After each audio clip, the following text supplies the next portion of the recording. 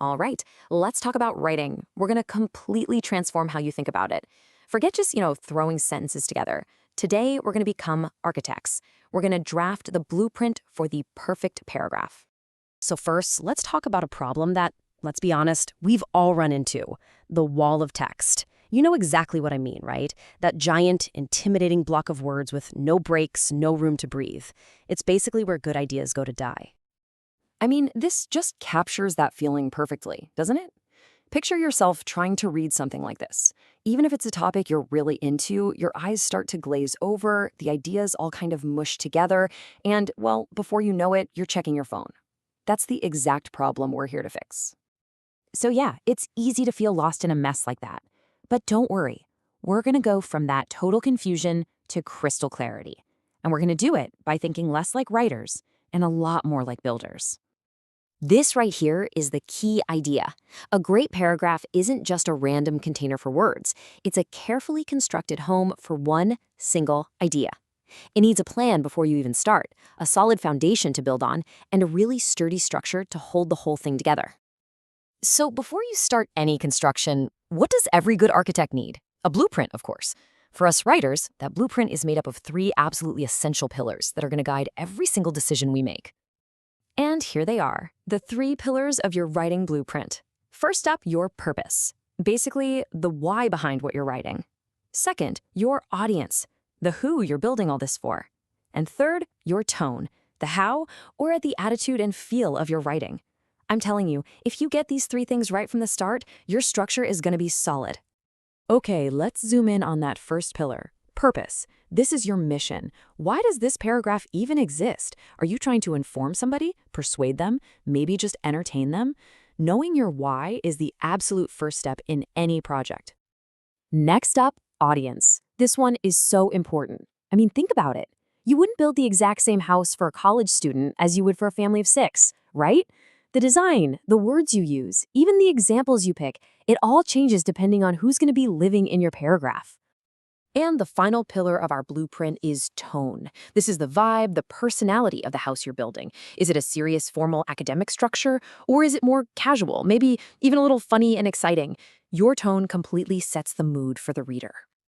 Okay, so we've got our blueprint in mind. Now let's get a little more specific. Just like an architect has different plans for, say, a tiny house versus a skyscraper, writers have different designs, especially when you're writing for school. Let's check out 4 of the most common ones. Let's break these down real quick. When you summarize, you're basically building a tiny, efficient scale model of a much bigger idea. When you analyze, you're like a demolitions expert, carefully taking the building apart piece by piece to see how it all fits together. When you synthesize, you're taking cool ideas from a few different blueprints and combining them into something totally new. And when you evaluate, you're the inspector. You're judging the building's quality and explaining why it passes or fails. And here is a fantastic pro tip for you. Keep an eye out for these exact verbs in your assignments. When your teacher uses a word like analyze or evaluate, they're literally handing you the architectural plans. They're telling you exactly what kind of structure they want you to build. It's like a cheat code. All right, blueprint is in hand. We are officially ready to break ground. It's time to pour that foundation, put up the walls, and get the roof on. Let's build this thing one piece at a time. And, if the whole house metaphor feels a little too big, let's try a different one. Something a little tastier. Think of your paragraph as a hamburger. It's simple, it's memorable, and honestly, it works just as well. So every well-made paragraph or hamburger has these 3 parts. Your topic sentence is the foundation, or the top bun. Your supporting sentences are the walls, holding it all up, or, all the juicy stuff in the middle.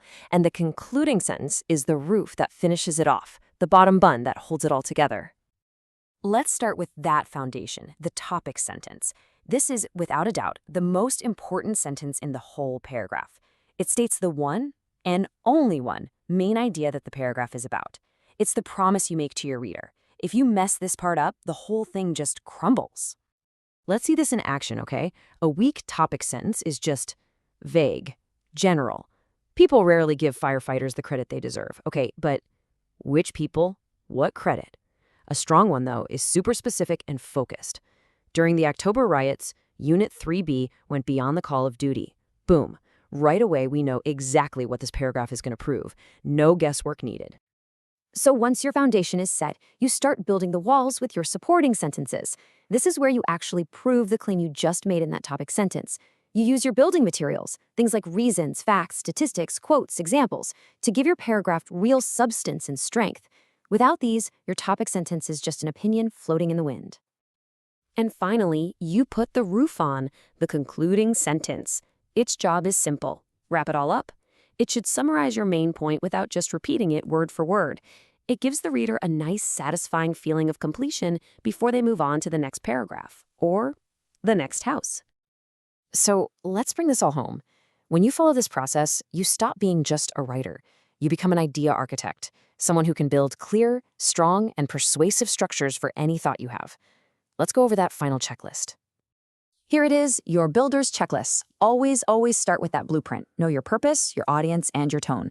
Lay a super strong foundation with a clear topic sentence. Build up those walls with supporting facts and examples, and then cap it all off with a solid concluding sentence. Oh, and use transitions to connect everything. Think of them as the hallways that guide your reader smoothly from one room, one idea, to the next. So I'll leave you with this final thought. Now that you have the blueprint, you have the tools, what is the one single idea that your very next paragraph is going to build? Go on, be an architect.